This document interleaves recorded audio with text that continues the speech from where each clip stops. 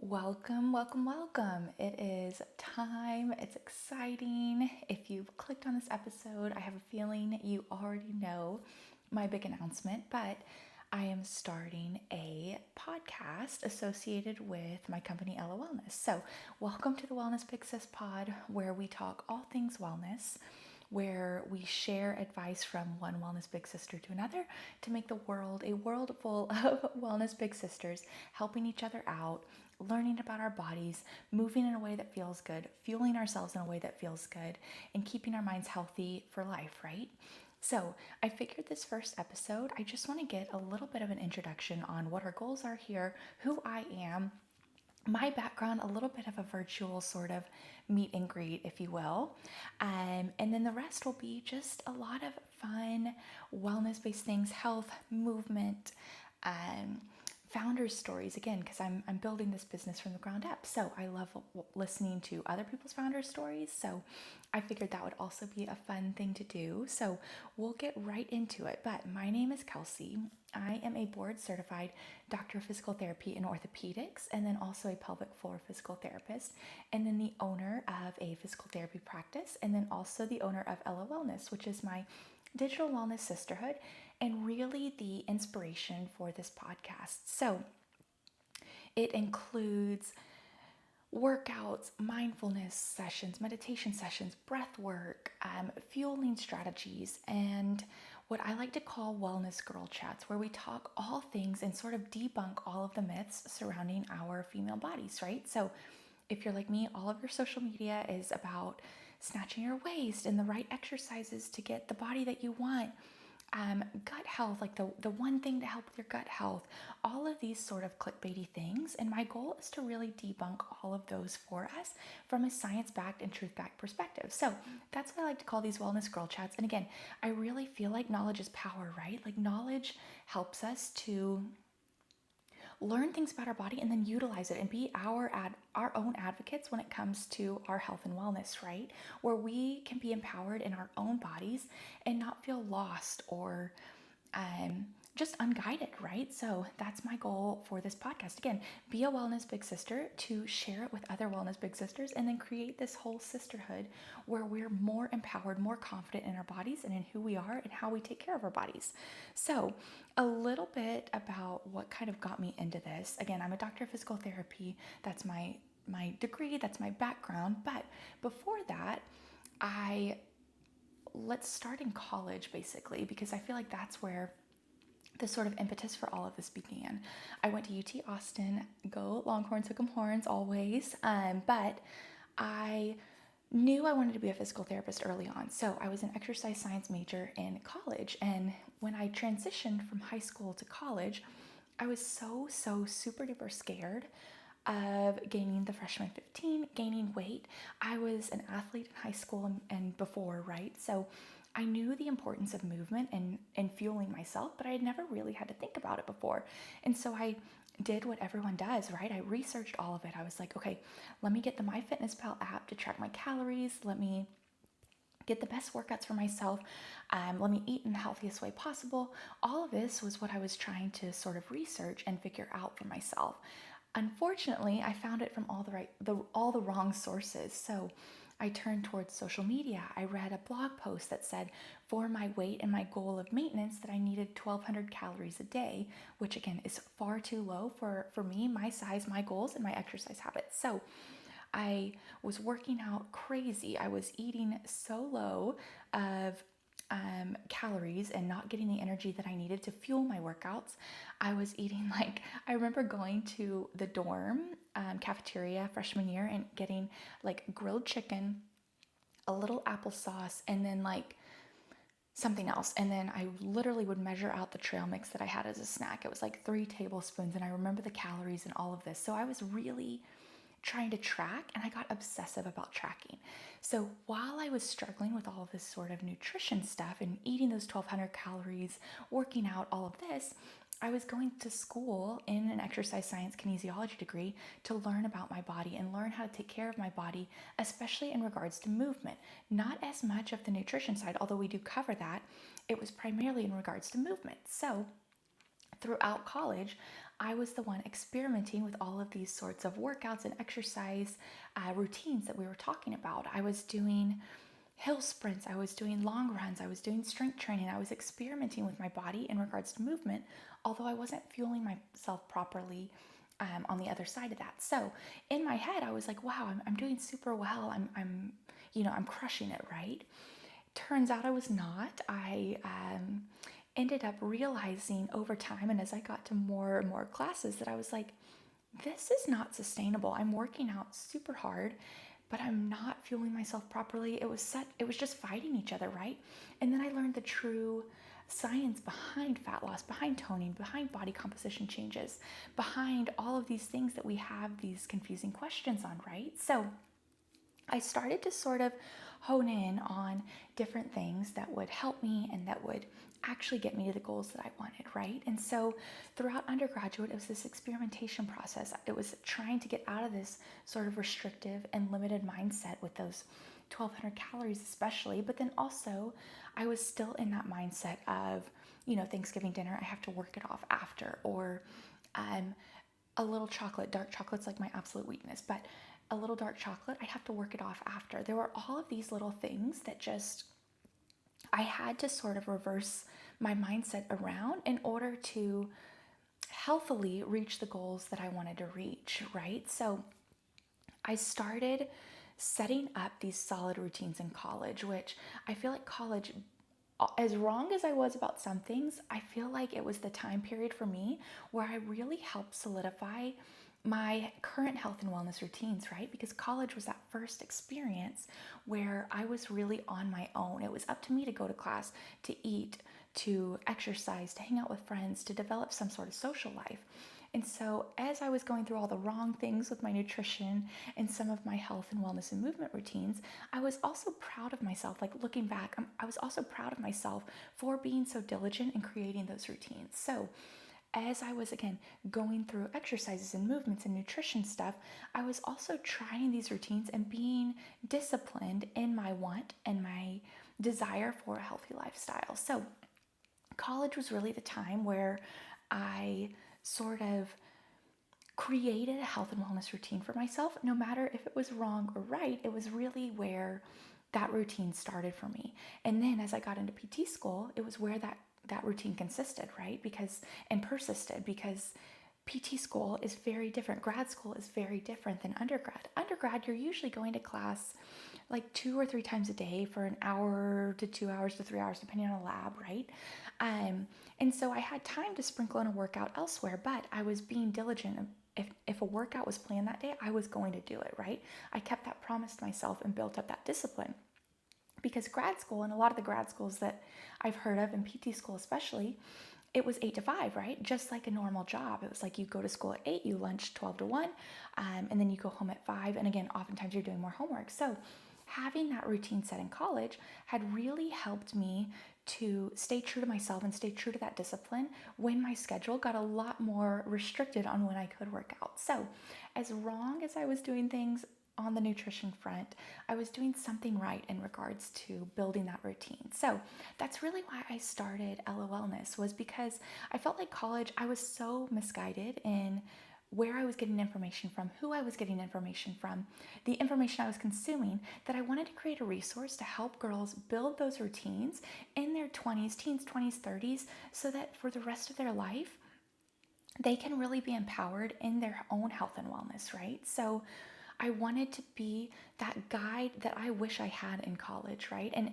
no matter when you're going through this journey, it can be in your mid 20s, it could be your late 20s, it could be 30, whatever, high school, whatever, when you're really trying to set yourself up for success. So I wanted to create a resource that was this guide for my old self, right? Something that I wish that I had in regards to movement, workouts, mindfulness routines, fueling strategies that would help me actually get the fuel and get the nutrients I needed in a healthy way. And then also learning about my body, because I really do feel like the education I received in my undergraduate program, and then especially in grad school, when you dive even deeper into the human body, anatomy, physiology, like all of the systems, that's really where I realized, like, oh, I know this about my body, therefore this. Like I could make these choices and these decisions in a much better way and in a much more healthy way for myself. So That's my goal with the Wellness Big Sis Pod, is to basically share this information, chat about this information, just create this sort of learning environment where we can fully dive into our bodies, learn about them, learn about all of the environmental circumstances that can affect our bodies, whether that be mental health, financial health, even like business, creativity, like all of these other adjacent things to wellness besides just our physical health, in regards to movement and nutrition. So that's sort of the overarching theme, the overarching why, where I've come from. I also thought I'd share one of my sort of life manifestos that has really helped me create that consistency for life, right? It's something that I consistently return to when I'm struggling with my own health and my own wellness, in order to give myself grace, but in order to also realize when I'm having a hard day and just being lazy. It's something that I come back to remind myself why I do what I do, why I do a workout in a certain way, why I fuel myself in a certain way, why I perform this breath work strategy in a certain way. Like all of these things, it sort of has this overarching theme, and it can all kind of come back to this overarching theme and sort of manifesto that I have for my own life in regards to my wellness. And I thought that I'd share it with you because it's really helped me. And if it can even help one person, that's my hope, right? So I like to call it, and I haven't found a better name for it, but I call it the Longevity Fund. And what I look at it as is any sort of healthy or wellness habit that you do each and every day. That can be drinking water, that can be a workout, that can be making a healthy fueling choice, that can be sauna, cold plunge, that can be breathwork practice, meditation practice, anything at all. That can be going on a walk, getting 10,000 steps a day, even though, that number is like arbitrary pretty much, but reaching a certain goal for yourself each day. All of those little habits are deposits into our longevity funds, right? So each and every workout that I do, each and every healthy choice that I make throughout the day, each and every sip of water, it's all little deposits into that longevity fund. And the way that I look at it is my job. I see patients every day who have movement taken away from them for some reason or another, right? Whether it's a spinal cord injury, a traumatic car accident, a stroke, brain injury, like anything can happen. A pain, it could just be something as simple as pain, or an ACL tear, like some sporting injury, whatever it is. I see patients every day where movement is taken away from them. And again, as a movement specialist, as a physical therapist, I'm coming from more the movement standpoint, but I've seen it apply to other aspects of life, right? There's people from a nutrition aspect that can't eat the certain foods they have because they do not have a way to digest the food, right? They have an ostomy bag, or whatever sort of impairment in their digestive system that doesn't allow them to eat the foods that might fuel their body in the best way because they can't necessarily digest them anymore. Whatever it is, movement, nutrition, fueling, brain health, like any of that, mental health even, where people are in severe states of depression or anxiety where they can't function in the optimal way because of how their body is reacting to something. Again, whether that's an injury, just some sort of sickness or illness, anything like that. So I see patients every day like that, where those things are taken away. For me, that in itself creates its own motivation. And the patients that I've seen do super well when it comes to a movement standpoint have these super deep longevity funds that they've built up over life. For example, I have a lot of patients who have low back pain, right? And the patients that do the best, that recover the best, that heal the best, have fitness as a sort of pillar in their life. They eat healthy, they drink water, they perform meditation, mindfulness, breathwork practices in some way, prayer, whatever that might be. They have these sort of well-rounded longevity funds so that when they go through this sort of injury, illness, trauma in their life, they're able to rely on that longevity fund that they've built up over time, right? So they're able to pull from these reserves that they have, almost like an emergency fund, an emergency savings fund, right? But in regards to movement and our health and wellness. So I look at it each and every day as, where do I want my life to be when I'm 75, 80 years old, right? What do I want to do? What do I want to be able to do with my grandkids, great grandkids, kiddos, whatever, right? How do I want to function? How do I want to interact with the world? For me, that means I would like to be able to ski, play beach volleyball, swim, like pick up my grandkids, be able to sit with them on the ground, all of these things, which includes movement, right? I want to be able to hug them. I want to be able to kiss the people that I love, my family members, all of these things. And that all relies on movement. And so if I can build up that longevity fund over time, over my entire life, we are inevitably going to experience hardships, pain, loss, illness, disease, anything like that. But if I have this built up longevity fund, I can pull from those resources and give myself grace that I can't do movement in the same way, or heaven forbid I get in a car accident, have a spinal cord injury, something along those lines that requires me to pull from the other aspects of that longevity fund. And in my head, if that ever sort of happens to us, again, bad things are going to happen, negative things are going to happen, but I will be better prepared for those things, knowing that I've set myself up, I've deposited those little daily habits into that longevity fund over time. And looking back, should I have movement taken away, fueling taken away for whatever reason, I'll know that I have put as much effort and the best effort that I can into that fund, and that I used my body, I used my mind, I used the ability to fuel myself in the best way possible. Looking back, whatever movement's taken away, I'll know that, hey, I loved my body in the way that I was able to love it through movement, through healthy fueling patterns, through water, whatever it is, right? I was able to show my body that amount of gratitude when I could move in that certain way. And again, I always come back to movement because movement is just where I thrive and where I feel like I interact with the world in the best way possible. Hugging and kissing my spouse, laughing with my sisters, like being able to wave and give kisses and like air kisses, blow kisses to my nieces and nephews. All of these things involve movement. So for me, this longevity fund is sort of how I view my deeper why behind health and wellness choices. Because again, I'm a little biased, but I see people every day where that's taken away from them. And so knowing that I am only adding to that longevity fund to set myself up for success, to heal better later on, no matter what, physical, mental, psychosocial, like psychosomatic attack, neurological attack that I might have on my body for whatever reason, I'm better able to combat that. And I'll reminisce over the time and look back on the time like, thank goodness I put in all of those daily habits into that longevity fund so that I could recover, so that I could heal, so that I could be resilient in whatever I faced, right? So that's sort of one of my major life manifestos, but especially in regards to health and wellness, that I hope sort of inspires you. Again, I think finding that deeper why, that deeper purpose, because there are going to be some days where you do not want to exercise. Believe me, there are plenty of days, and there's some days where you shouldn't, right? Where you're battling a sickness or an injury or something like that. But having this sort of deeper meaning other than aesthetics, because of course I have aesthetic goals, of course I have body composition goals, of course I feel better when I eat better, like all of these things are great, but having something that's a little bit deeper, like that deeper meaning behind why I do things, especially in regards to health and wellness and mental well-being, all of those things, it's super duper helped me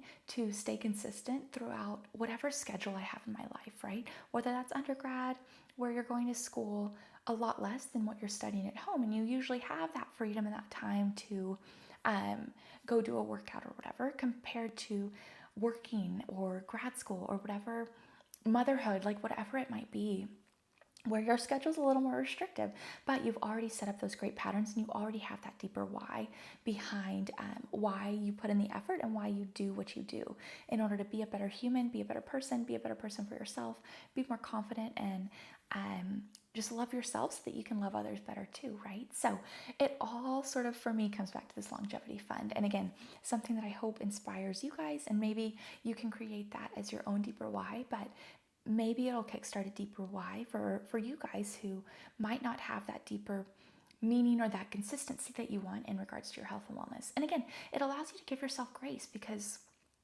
when I am like going through a mental health crisis or have an injury or something like that, I know that I'll be fine, right? I don't have to beat myself up about missing a workout when I have that, because I'm like, no, you know what? I have a good longevity fund built up. Like I can pull from that when I need to and then replenish after I heal, right? So all of that to say, I hope this inspires you. I hope you join me along for the Wellness Big Sis, the pod. I'm super duper excited. We're going to cover topics like toning, body composition changes, gut health, founders episodes again as I build sort of Ella Wellness and all that goes into it, sisterhood chats, wellness girl chats, like all of these things. So I'm super excited. Thank you for following along for this first podcast. I want to end on a little bit of a parasympathetic rest, digest, recover, reset, especially because I know if you're like me, a lot of these podcasts I listen to on the road, stressful situations. I am like so guilty of road rage, on the treadmill, something like that. But I invite you to close your eyes with me. Inhale really deeply. Don't let it go. Inhale again. And then exhale all the way out. Good. Keep those eyes closed. Inhale. Inhale one more time on top of that. A quick, sharp inhale. Exhale all the way out. So I'll end with this, a quick little physiological sigh is what we call it, breath work, that can help decrease stress levels. So I know when I've had live events, when I've been nervous for practicals or different things like that, different sort of real life scenarios, I always return to this breath work to help sort of physiologically cue my body to decrease all the responses that are related to heightened stress. So use that today in your daily life. Use it now, especially as you're on your way to work, exercising, listening while you're doing laundry, whatever it is. But thank you guys for listening to the first episode of the Wellness Big Sis, the pod. And I'll see you guys again in the studio for the next episode.